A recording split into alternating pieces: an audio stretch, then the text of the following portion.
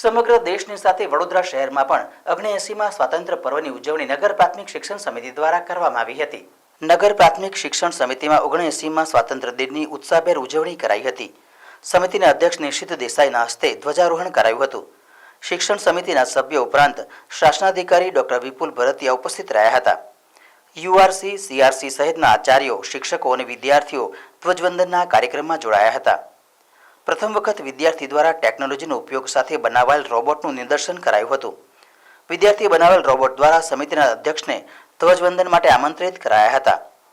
આગામી વર્ષોમાં પણ બાળકો વધુ ટેકનોલોજીનો ઉપયોગ કરશે તેવી આશા સમિતિના અધ્યક્ષે વ્યક્ત કરી હતી।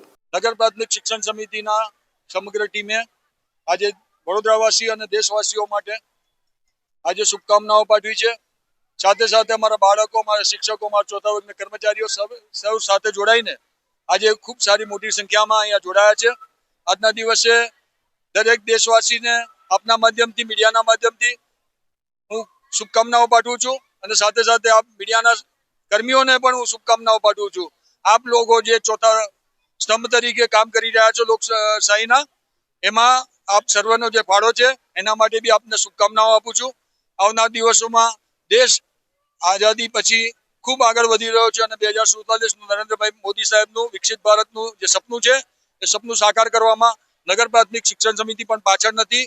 આજે અમારા એક બાળકે રોબોટને ઓપરેટ કરીને એ રોબોટ મને દોરી હાથમાં આપે એ રીતની વ્યવસ્થા કરી, ત્યારે હું આજના દિવસે એવું કહીશ કે આવનાર દિવસોમાં ઓપરેશન સિંદૂર જેવા કોઈ પણ ઓપરેશન હોય તો નગર પ્રાથમિક શિક્ષણ સમિતિના અમારા બાળકો પણ એમાં સાથે જોડાશે અને આવનાર દિવસોમાં આવનાર ટેકનોલોજીના યુગમાં અમારા બાળકો પાછળ નહીં હોય અને નગર પ્રાથમિક શિક્ષણ સમિતિના બાળકો આધુનિક હશે। એની સાથે સાથે આજના દિવસે સર્વ વડોદરા શહેરના નગરજનોને પણ શુભકામનાઓ પાઠવું છું। આભાર। અસ્તુ। ભારત માતા કી જય।